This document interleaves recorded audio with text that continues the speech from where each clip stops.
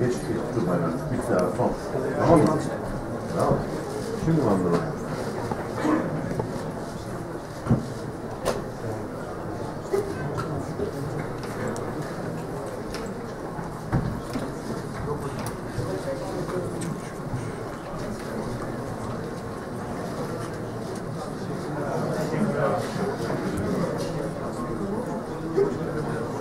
Kapatacağım burayı da. Kaymaz değil mi? Biraz acele edelim. Sallanıyor burası. Ooo çok fena. Geçecek. Burayı kapatacağız.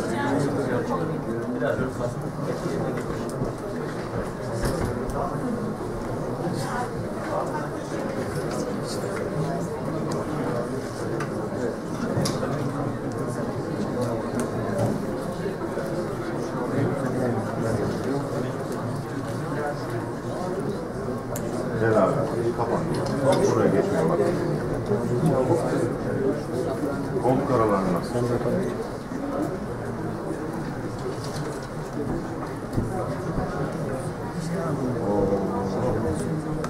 Arkadaşlar burayı lütfen kapatamaz. Çok sallanıyor kamerada. Orayı mı kapatırsın? Bilmiyorum. Kapıyı mı? I think we can start. His Excellency Rafik Abdussalam and His Excellency Ahmet Davutoğlu, ladies and gentlemen, welcome to set a panel regarding Arab Spring, Tunis and Turkey. We are honored to welcome His Excellency Dr. Abdussalam, the Foreign Minister of Tunis, and His Excellency Ahmet Davutoğlu. I also welcome to this special event. I would like to thank both ministers for accepting our invitation, and I would like to also thank you by coming in a very short notice, because we somehow sent emails and faxes yesterday. As all of you know, Tunisia set the motion for North Africa and the Middle East and successfully showed that social and political transformation is possible without using violence. It was the Tunisian revolution that inspired other countries in the region, and Turkey, on the other hand, supported this mass movements in the direction of democratization and representation. Today, we are here to listen for Minister of Tunis, Dr. Abdussalam, who is a long-time colleague from research centers, but now he's the minister. This is the first time I'm going to be hearing him in his official post. So, first, I would like to invite His Excellency Rafik Abdussalam to deliver his speech.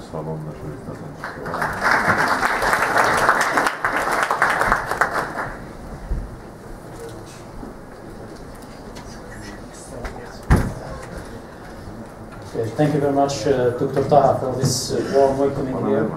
Thank you for my friend and my colleague, Dr. Ahmed, and thank you for you all in attending this conference. It's a great pleasure for me to be here with you in Ankara. This is my first official visit to the region, and as I promised since the first day when I became the Minister of the Foreign Affairs, that my prime visit will be, and the first visit will be to Turkey. And I implemented these promises because we have an excellent relationship with Turkey. We share a long history, a long and deep tradition together, as well as we shared a long and deep memory together. You all know, since the 16th century, Tunisia is deeply connected to Turkey, as well as Turkey is interconnected and intertwined to Tunisia and North Africa as a whole. As Dr. Taha said before, Tunisia has sent the initial process of political transformation and political democratization in the whole region. What started as a local event in Tunisia, by the time it became a regional event. The echo of the revolution in Tunisia that started in 17th of December and succeed in 14th of January 2011 by the collapse of the regime of Ben Ali. And when he left the country, so the general atmosphere of the region is becoming ready for political transformation and the process of democratization.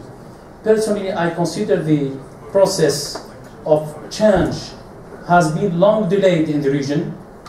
Since the end of the 80s, the general climate of the region, either in Tunisia, in Syria, in Yemen, in Egypt, were ready for political change, because the political regimes in the region, either in Tunisia or other countries, are not essentially different from the regimes of the ex-communist blocs. But what preclude or delayed the process of political change is the international order or the international agenda. So people are very keen to implement or to have their dignity respected and to be free. But what precludes the process of democratization and political change is the international agenda.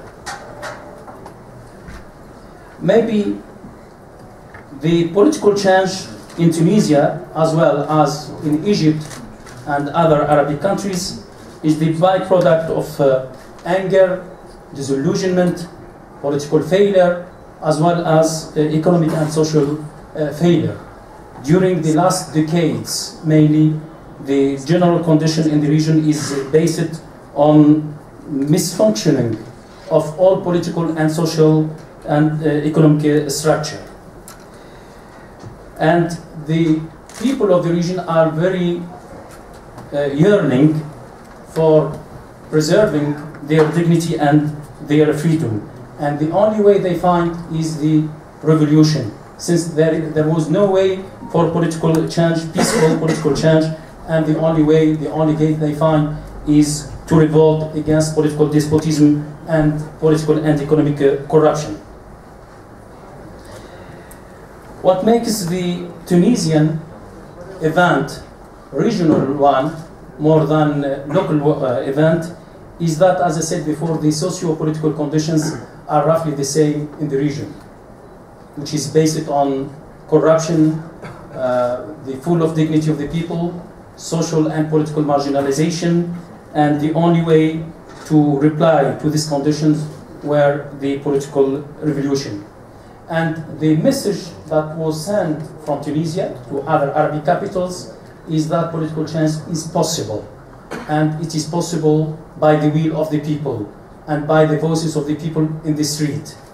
We used to hear that there is no way for political change, and the only way is to coexist with the political conditions as it was existed. But the reply of the people in the street is that, and the cry is that political change is possible. And the main slogan that we heard and used to hear till nowadays in different Arabic countries is the proverb in Arabic, "Ash-sha'bu yurid," the people wants. And this, by the way, derives from the Tunisian poet Abu al-Qasim al-Shabi, who said, إِذَا الشَّعْبُ يَوْمًا أَرَادَ الْحَيَاةِ فَلَا بُدَّ أَنْ يَسْتَجِيبَ الْقَدَرِ. Means if the people wants to live, they have their destiny in their hands. And this is transformed from a poetic, proverbs to a political slogans in the streets of Tunisia, as well as in Cairo and different cities, in Libya and in Syria and everywhere. So the main message that has been sent from Tunisia is that change is possible, and it is possible only by the will of the people and the willingness of the people. And what the Tunisian revolution demonstrates is the power of the powerless. The power of the powerless. People who are seen as have no willingness or have no will, have no voice, have no rights. At the end of the day, they enter to the street and they crowded in the street and they raise their voices and they make the political change and social and economic change possible.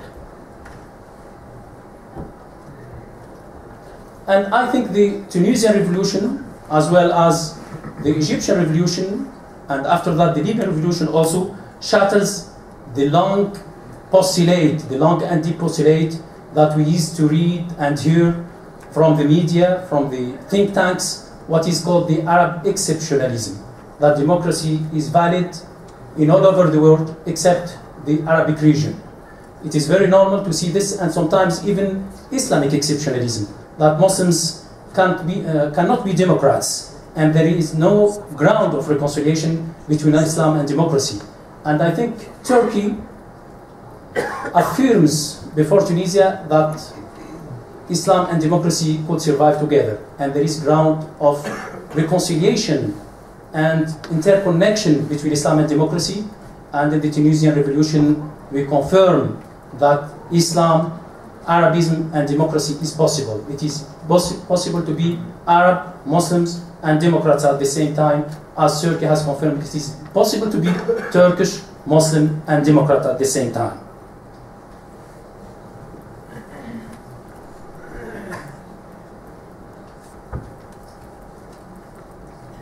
Of course, now after the revolution, there are a lot of challenges, a lot of problems, but I consider it very normal. This is the transitory period. Like any democracy, there were some difficulties, shortcomings, but at the end of the day, we are in the right way.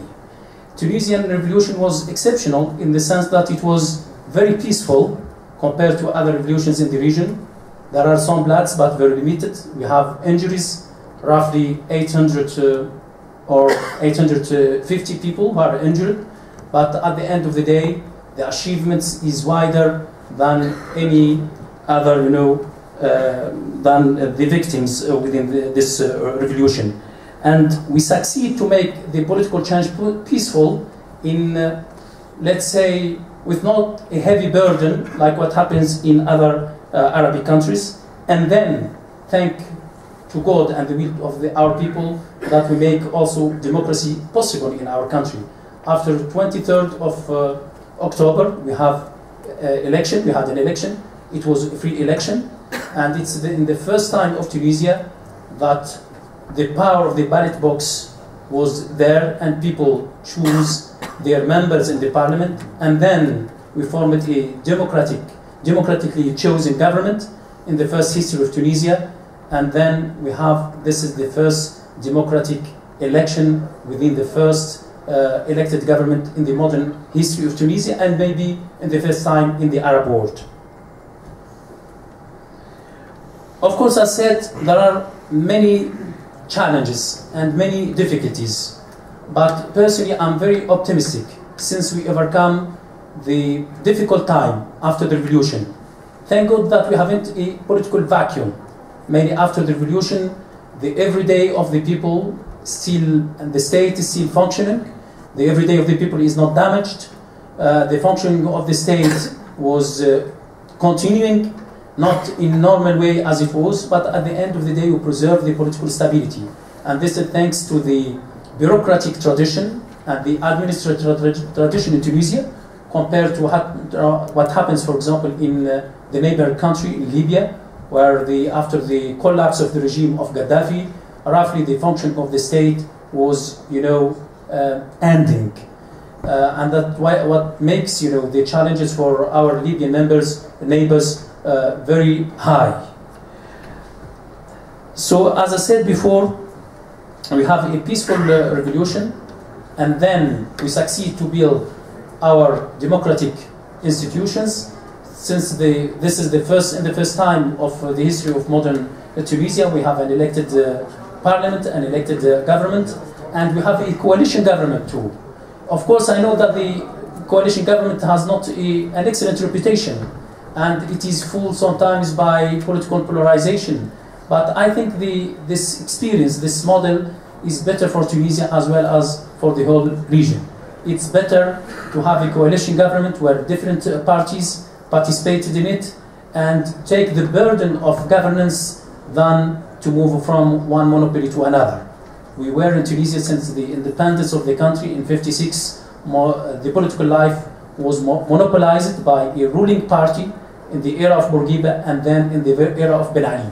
But now we have a coalition government, and I think this is the tangibility and the logic of democracy, to have the art of reconciliation.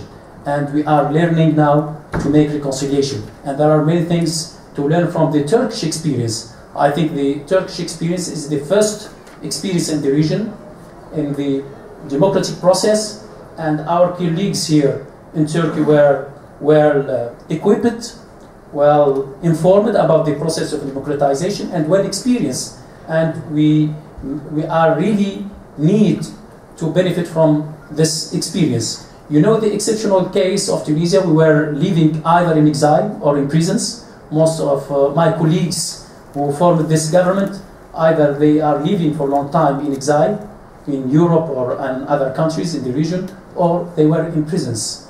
The Prime Minister spent roughly 16 years in the prison. The Ministry of Interior also spent roughly 16 years in prison.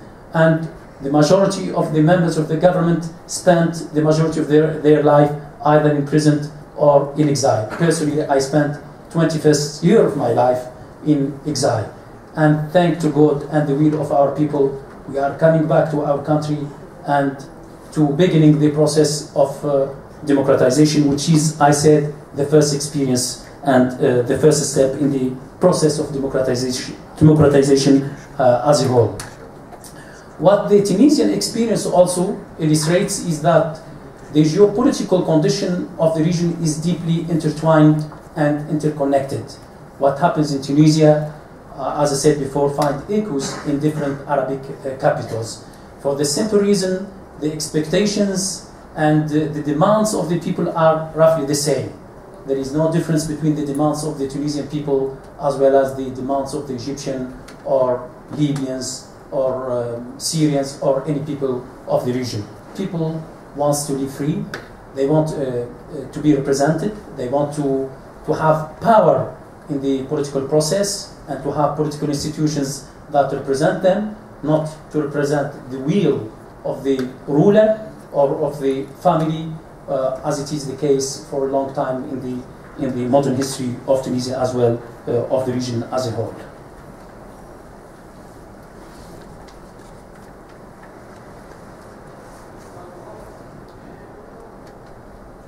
As I said before, whatever happens in Tunisia that's why it definitely affects the whole region. Of course, Tunisia is a small country, but as I said before, due to the interconnection and the deeply, relationship between or the effects between different countries of the region, definitely the success of the Tunisian experience will positively affect the whole region. If the experience, the political experience or the democratic process in Tunisia failed, and we hope all that, including our friends here in Turkey, hopes that this experience will succeed, that definitely will affect the whole region. That is why it is a real challenge to make this experience benefit and to provide the whole requirements, all requirements and the all conditions for the success in the first democratic process in the region. Many people are looking now to Tunis as a model for a peaceful political change and peaceful democratization, and I think the Tunisian model is deeply affected in the byproduct also of the Turkish model. We learn a lot from Turkey, and we're still learning a lot from our colleagues here in Turkey. And I think the future perspective of Tunisia as well as the region is bright. Personally, I'm very optimistic since the people and the will of the people is there and present. We have young generations, we have young people who are raising their voices and who are well educated and well politicized, mainly after the revolution. Politics is becoming every day parts of the life of the people, so they know very well what happens in the country as well as in the region and in the world. That's why I'm very optimistic that our democracy will succeed, and with the benefit and from the experience of our colleagues here in Turkey, that definitely will be in the right direction. And thank you very much for your attention.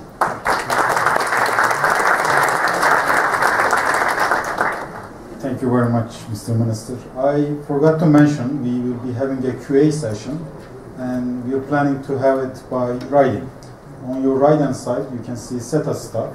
If you can just provide your questions in writing to SETA staff, they will collect from you, and we'll be asking them after Foreign Minister Ahmet Davutoğlu's speech.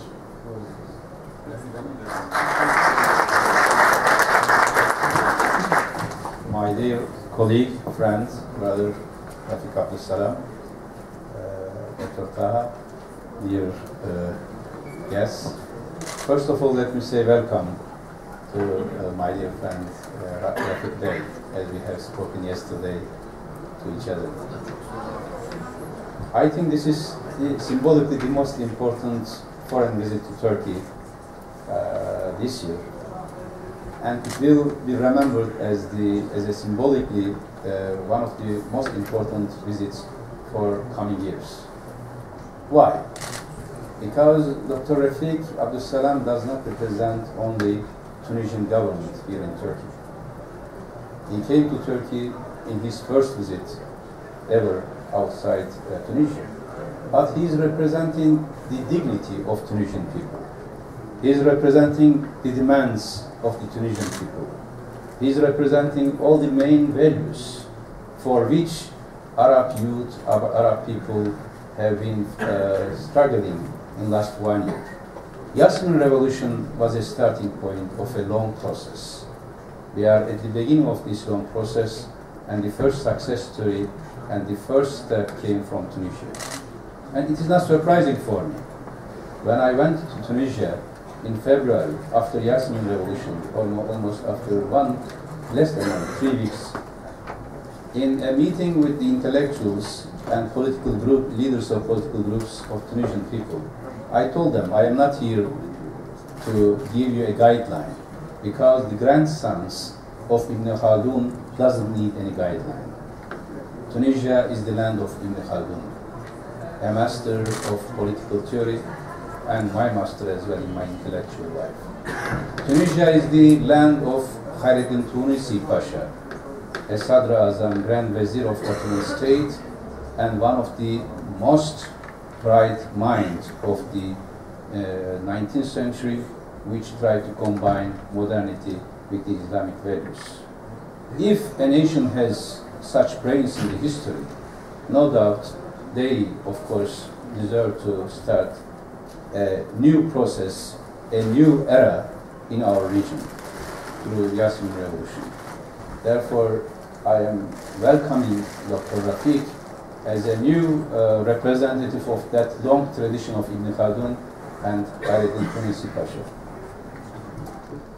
Here, yesterday, we have spoken long in our bilateral relations, and in one of these meetings, I raised a question, and I want to raise here as well.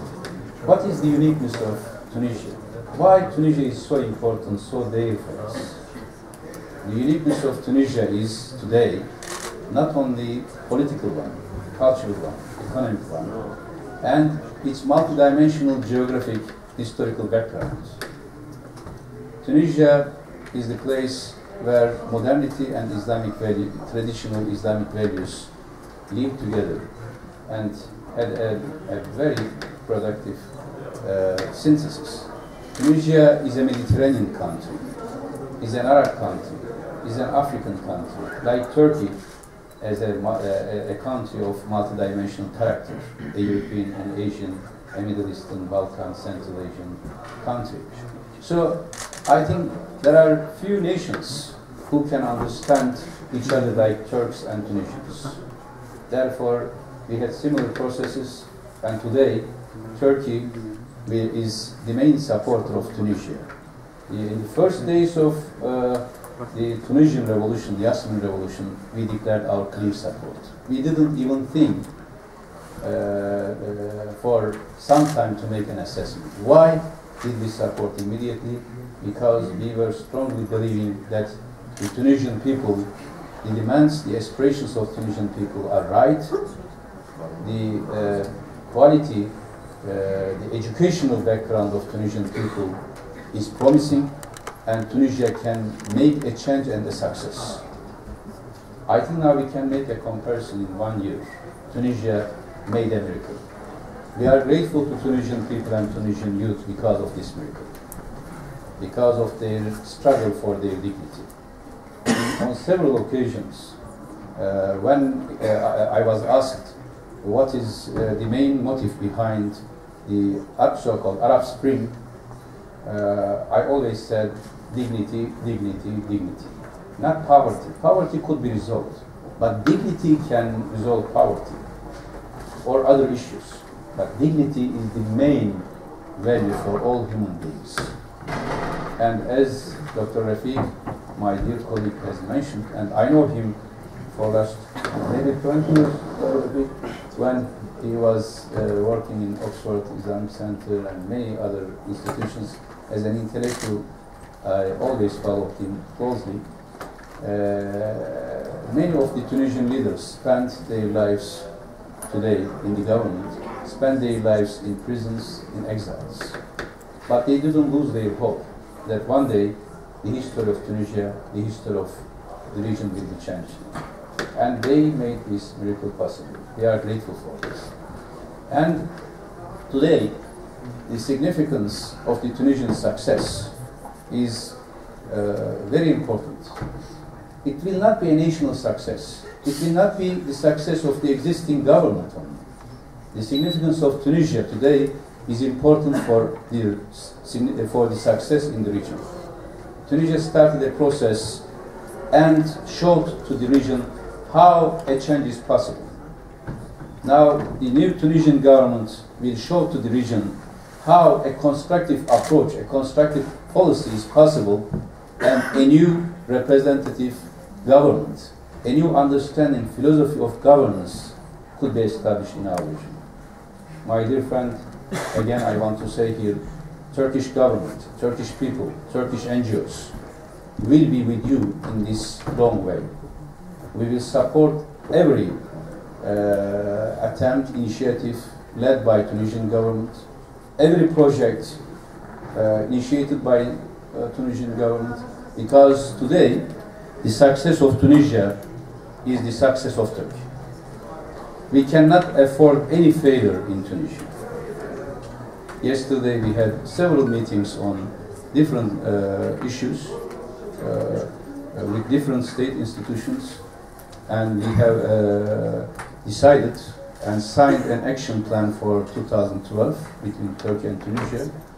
But the main logic behind all these agreements is that Turkey will be siding with Tunisia in its struggle, in its great effort to establish a functioning democracy, an efficient economy, and an impressive, influential foreign policy. I told to my dear colleague yesterday, all of our embassies are at the disposal of Tunisian government. All of our assets, in the sense of experience and institutions, will be at your disposal. Because your success for us is so important that it will be identical to the success of all the region. Everybody in our region now looking for what is going on in Tunisia. People in Egypt, in Libya, in Syria, in Yemen, they are all following what is going on in Tunisia. And we are also following very closely. And therefore, Dr. Rafiq came to Turkey in his first visit. I can tell you that there are two dimensions of our bilateral relations and how Turkey approaches to Tunisia. One dimension is value dimension.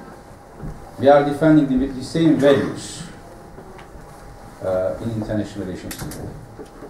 These values are representative government, rule of law, transparency, respect to human rights in our domestic politics, dignity, a very active approach in international relations, in foreign policy, being proud of our traditional identity, but at the same time being proud of having a close relation with the modern world, looking for a synthesis of traditional and modern values, having a vision for the future of our nations and our region, but also for the humanity. These are the values we are sharing, and we will be continuing to work with our colleagues and friends in Tunisia for the realization of these values in today's world. The second dimension is strategic dimension. Strategic dimension because we think that Tunisia is one of the most important strategic actors in many, from many perspectives, in Mediterranean, in Africa, in the Arab world, and Turkish-Tunisian strategic relation will help to resolve many issues. Based on these values and strategic perspective, I am sure in coming years we will be talking on a Tunisian model, on a Tunisian miracle and success, and that will enlighten the way of other nations which are today in the streets for the same values. Thank you very much, my dear brother, to be with us today, and we will be always walking together hand in hand in all issues. Thank you very much.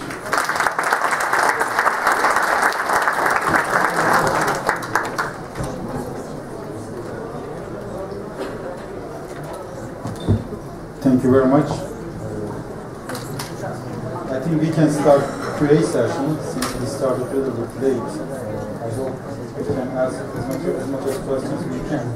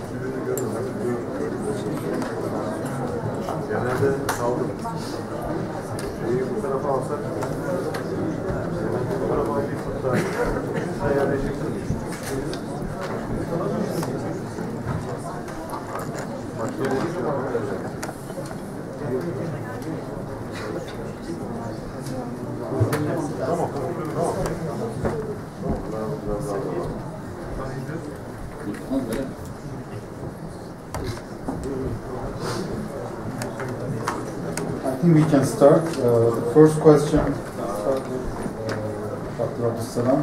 In what way is Turkey an example, since you do not take secularism as an example?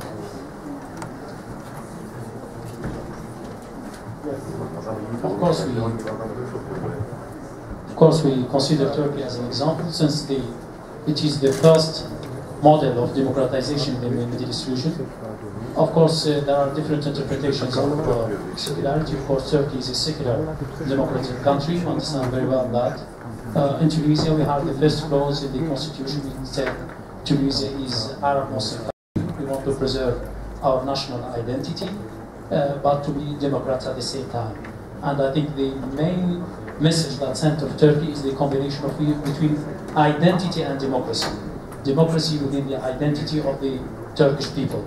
This is what we want to implement also in Tunisia. And I think Turkey is an attractive model. Since we understand secularity also in Turkey is a neutral one, where the state does not intervene in the political affairs and choices of the people.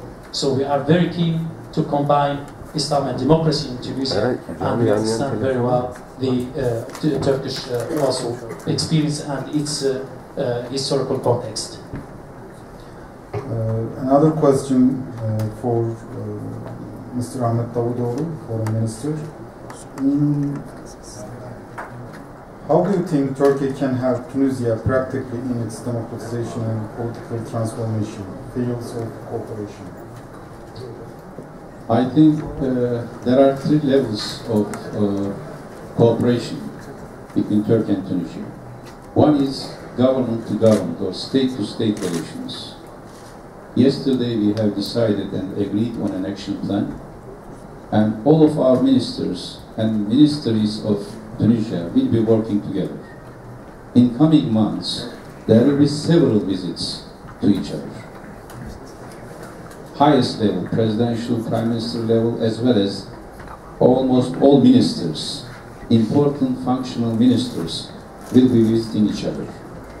And yes, also in Turkey, our state planning organization will be working very closely with the state institutions of Tunisia to respond to the challenges like fighting against poverty, regional development, all these. This is one important area of cooperation where Turkey can contribute to Tunisia. And in coming months, you will be seeing that our institutions and our ministries are working like one institution, like one ministry, and we will be offering whatever we have in our hand as an asset to the Tunisian government. This is a strategic decision of our government. Second level is more civil society to civil society level relations. And there, like think tanks, universities, humanitarian organizations, the relation between civil societies will be enlarged, and there we will be sharing all these intellectual questions about secularization, about modernity, about how to protect traditional values in a modern society. These are the issues everywhere being discussed. It is not only from the government to the government, but from the civil society to the civil society. When I meet with Brother Rafiq, I don't see him as a counterpart only as a Minister of Foreign Affairs. I see him as an intellectual dealing with the same problems like me. We are sharing the same destiny. The success of Tunisia will be the success of Turkey. I am grateful for this, as he mentioned, the success of Turkey became a good example for Tunisian people that a democratic society, representative government, transparent economy, active foreign policy is possible in our region with dignity. This is the second level, which is really very, very important. Third level is, of course, more between two ministries, but we will be working together in international issues. Not only domestic transformation as civil society or as government, but also we will be asking the same questions for international scene. How will we be presenting a new good model for our region? How will we be defending the same values in international arena? If there is an issue of injustice, there should be a Turkish-Tunisian common position. Tomorrow maybe also Egyptian-Libyan common position. So there will be one voice from our region in international arena. Even when you look at the flags, you can see how much we are similar. I talked to my friend yesterday, Brother Rafiq. Once I went to a Far Eastern country, and protocol made a mistake, and they put Tunisian flag during the reception of the president. And when they realized that it was a mistake, they were in panic. I said, don't make panic. That flag is my flag, and I can represent that flag. There is no problem, because we have the same symbols, we have the same spirit, and Turkish-Tunisian cooperation here in this sense, both state to state and civil society, we will do everything we can for Tunisian people. Thank you. I do have around 7 questions, almost asking same two things. First, the regional developments and challenges and opportunities after Arab Spring, and the issue of Syria. Of course, the regional environment, if I speak about it, is after the Tunisian revolution is becoming a shaky environment. So this is the first time of the modern history, after the creation of modern state, post-colonial state, that we have a deep and long process of political change and democratization. And as you know, any democratic process is a risky one. It is not, guaranteed 100%. But I think we are in the beginning of the process. What happens in Tunisia, what happens also in Egypt and Libya, within a local and internal context. Maybe in Tunisia, it is roughly similar to the Turkish experience. And the main peculiarity of Tunisian experience, which is similar to Turkey, that we have a combination between Islamic tradition and modernization. We started the process of modernization since early time, in the end of the 18th century, the beginning of 19th century, within the Turkish, what is called, Ottoman home sphere. We were part of that questions and challenges as well as answers raised in that part of the world. Now, after the Tunisian revolution, of course, there are a lot of challenges or problems. If I speak about the Tunisian local environment, we roughly succeed. At least we have a peaceful revolution, and then we are in the beginning of the process of setting up new political institutions with the check and balance power, with the independence of civil societies, with the free judiciary system, free civil society. But we are in the beginning of the process. Libya a little bit different. Our neighbors in Libya are also in the beginning of process to restrict the whole country, since they suffered a lot for a long history from political, social, and institutional vacuum. They are in the beginning of the process to build up, to set up a model state, a representative state, and of course the security problem is still there, with few incidents here and there. But I'm sure there is no, deep polarization, deep division within the Libyan society. Libya is a homogeneous society. When you have roughly 100% of the people are Muslims, Sunni, moderates, and this will be the main requirement for a democratic process in Libya too.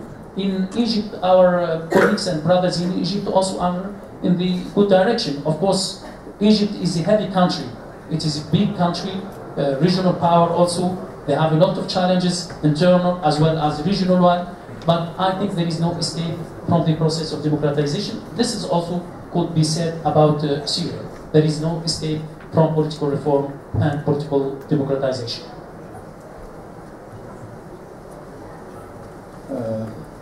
I think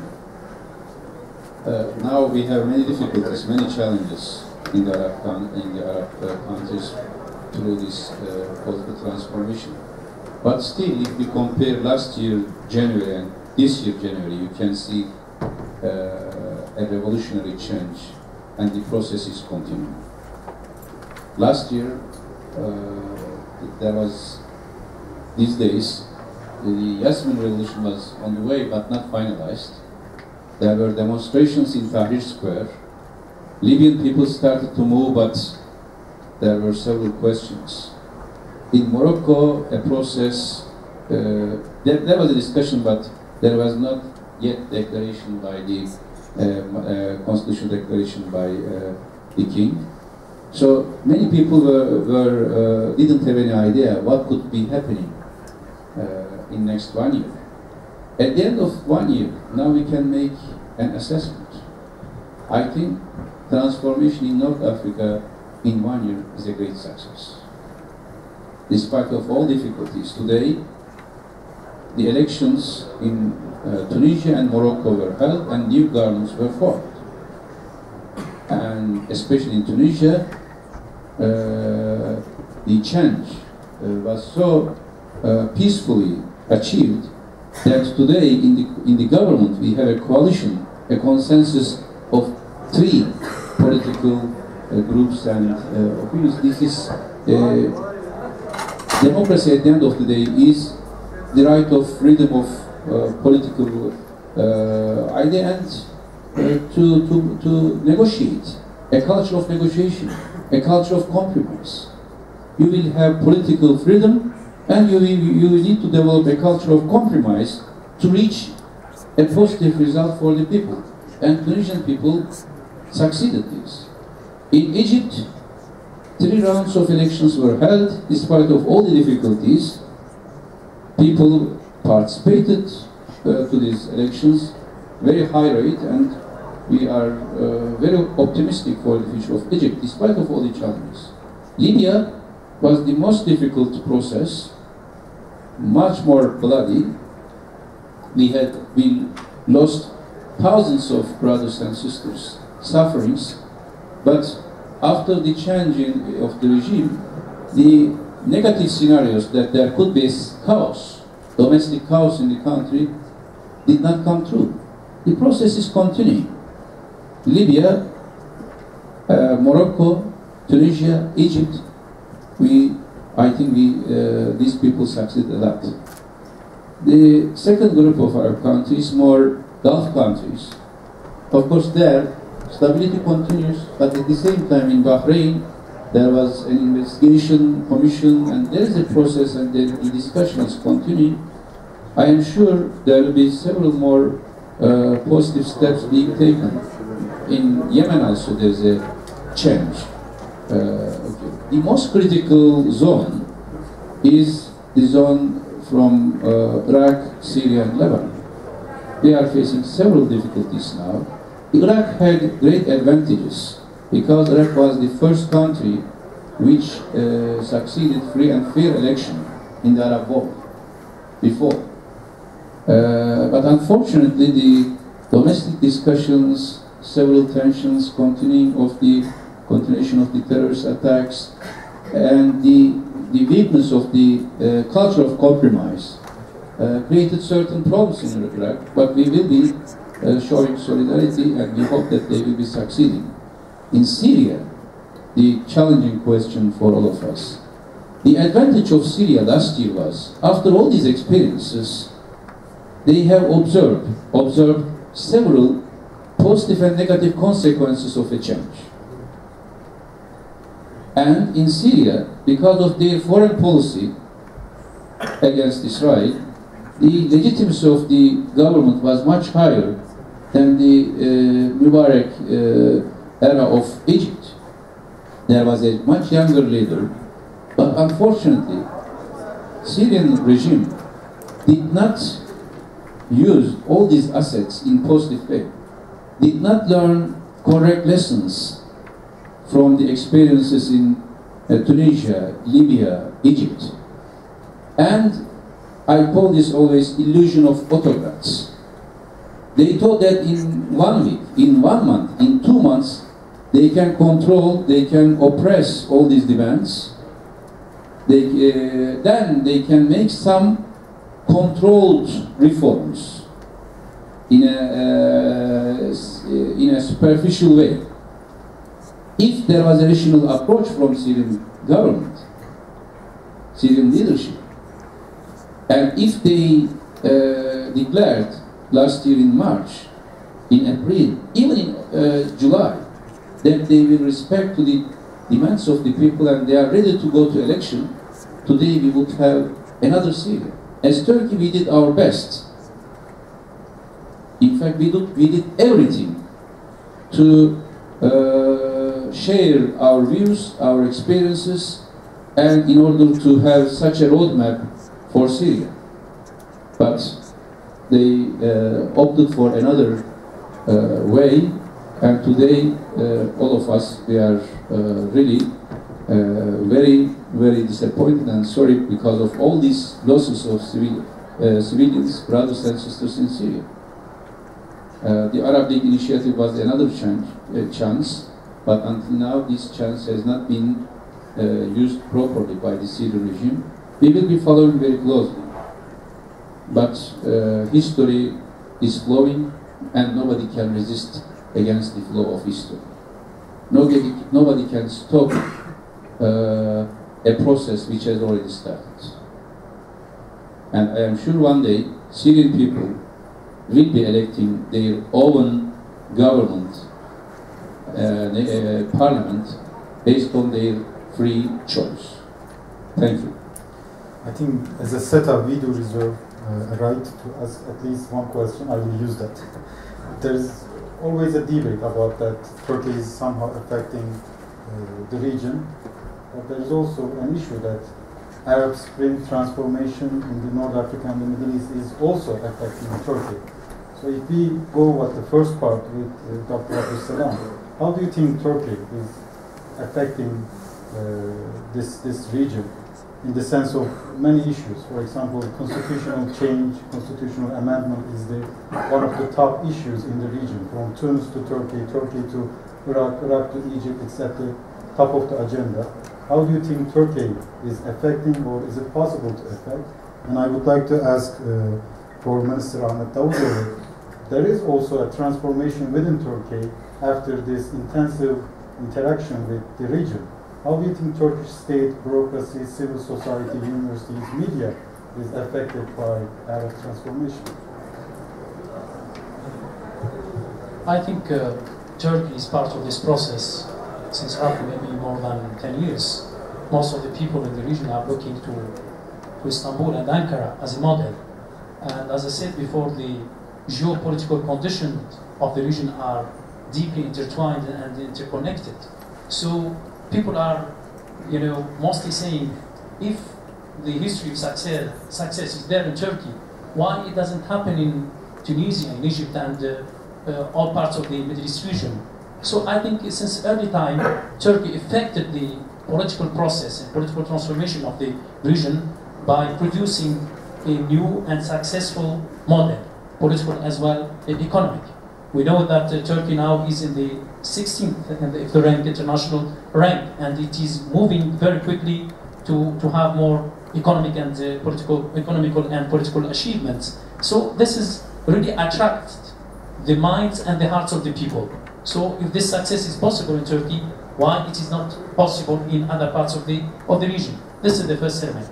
The other element is after the revolution, Turkey is presenting a model for success as well for institutional building.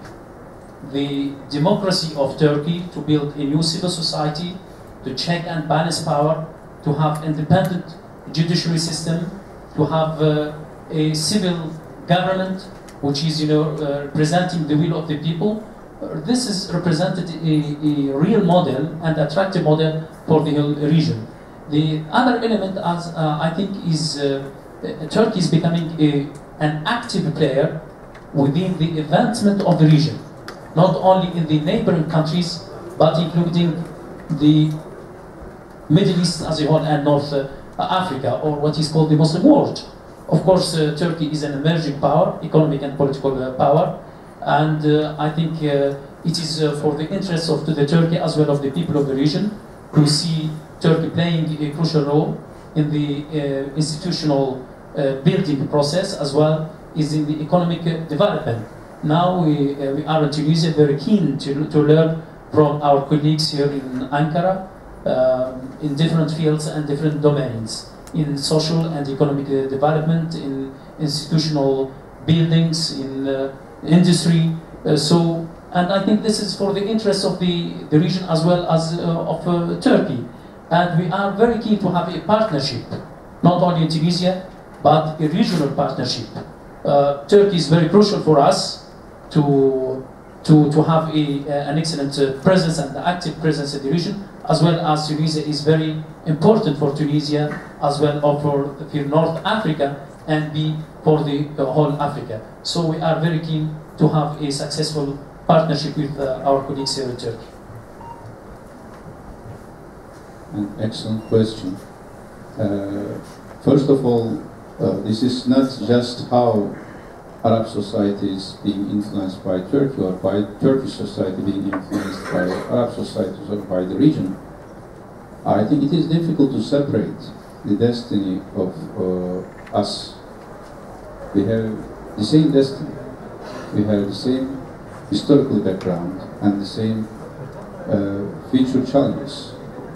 20th century, from my point, I am making just not a political but more intellectual analysis, let me say, 20th century was a parenthesis in history. It was not real force of law of the history. For many centuries, these people lived together.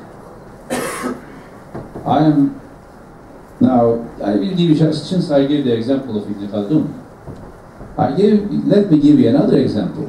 Muhyiddin Ibn Arabi, who was born in Spain, 13th century, traveled all the way through North Africa, stayed in Damascus, came to Kayseri, to Anatolia, and had students in all these lands.